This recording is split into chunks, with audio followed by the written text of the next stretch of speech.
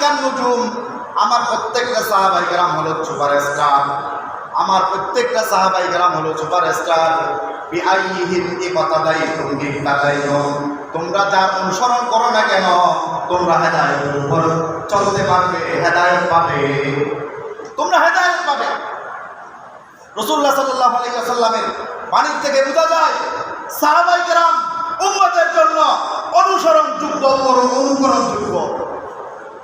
সাহাবায়ে কেরামের মাধ্যমে আমাদের দ্বীন পাইছি, সাহাবায়ে কেরামের মাধ্যমে আমাদের কুরআন পাইছি, সাহাবায়ে কেরামের মাধ্যমেই আমরা হাদিস শরীফ পাইছি। তাহলে আল্লাহ রাসূল সাল্লাল্লাহু আলাইহি ওয়াসাল্লামের সামনে তানারাই ছিলেন।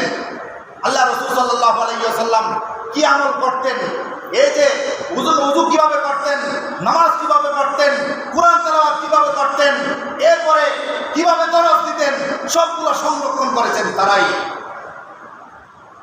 সাহাবায়ে কেরামের অনুসরণ করা উম্মতের উপর ফরজ। সাহাবায়ে কেরামের প্রতি বিদ্বেষ রাখা এটা নেফাকি, এটা কুফরি। সাহাবায়ে কেরামের প্রতি আমাদের যদি আস্থা এবং বিশ্বাস না থাকে তাহলে কোনো মানুষের ঈমান ঠিক থাকবে না, ঈমান ঠিক থাকবে না। সাহাবায়ে কেরামের সমালোচনা করে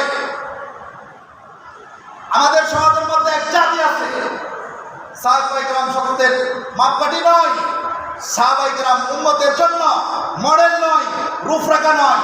আল্লাহ রাসূল সাল্লাল্লাহু আলাইহি ওয়াসাল্লাম সাহাবায়ে কেরাম সম্পর্কে বললেন, ও আমার সাহাবায়ে কেরাম, ও আমার উম্মত, আমার সাহাবায়ে কেরামের মর্যাদা তোমরা বুঝো। ওয়ালা রাসূলুল্লাহ সাল্লাল্লাহু আলাইহি ওয়াসাল্লাম আল্লাহ আল্লাহ ফি আসহাবি লা তাত্তাখিযুহুম গরাতাম মিন বা'দি। আল্লাহ রাসূল বললেন, তোমরা আল্লাহকে ভয় করো, তোমরা আল্লাহকে ভয় করো, আমার সাহাবায়ে কেরাম সম্পর্কে আল্লাহকে ভয় করো। সাহাবায়ে কেরামকে নিয়ে কোনো সমালোচনা করবে না, সাহাবায়ে কেরামের কোনো ধরনের সমালোচনা করা যাবে না। সাহাবায়ে কেরামের দোষ ত্রুটিগুলা আল্লাহ তাআলা মাফ করে দিয়েছেন, আল্লাহ তাআলা মাফ করে দিয়েছেন।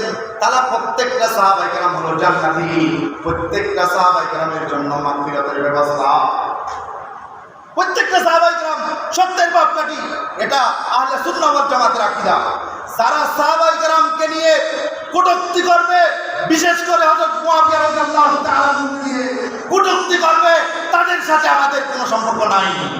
যতক্ষণ পর্যন্ত তারা ঈমান, চেতনা, আহলে সুন্নাত ওয়াল জামাতের আকীদা, কুরআন এবং সুন্নাহ এবং আসলাফের আদর্শে আদর্শিত হবে না, তাদের সাথে আমাদের কোনো সম্পর্ক নেই। আল্লাহ রাসূল বললেন, আল্লাহ আল্লাহ ফি আসহাবি, আমার সাহাবায়ে কেরাম সম্পর্কে আল্লাহকে ভয় করো। আমার সাহাবায়ে কেরাম দুষ্টুমি করছে মানুষ হিসাবে, তবে আল্লাহ তাআলা সাহাবায়ে কেরামকে মাফ করে দিয়েছেন। তোমরা মাফ যেটা করছে এটা দেখো, দুষ্টুমি কে কি করছে না করছে এটা দেখো না। তারা এমন তওবা করছে, কোন সাহাবায়ে কেরাম সম্পর্কে আসছে, তাদের একজনের তওবা যদি তোমাদের সমাজের মধ্যে 40 জন কিংবা 70 জনকে যদি বন্টন করে দেয়া হয়, সাহাবায়ে কেরামের এই যে তওবার পাল্লা, এটা 70 জনের অপেক্ষা আরো ওজন বেশি হবে। এরা হলো সাহাবায়ে কেরাম।